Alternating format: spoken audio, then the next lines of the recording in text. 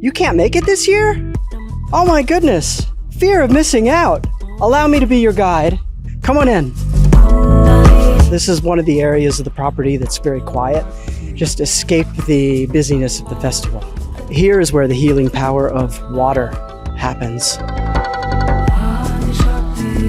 We are at the epicenter of the festival, the Grove stage. Morning, meditation. Afternoon, yoga. Night, dance.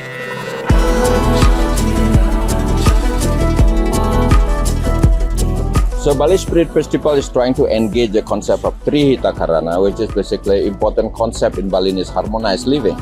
Spirituality, humanity, and sustainability. This way to the Dharma Fair, the Tea Temple, and my favorite spot is the Tea Temple Sacred Sound Stage. Follow me, we'll check it out.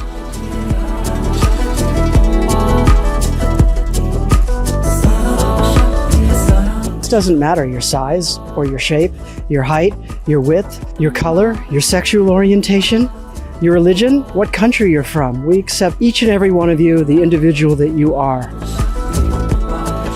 Come join us, be part of the family.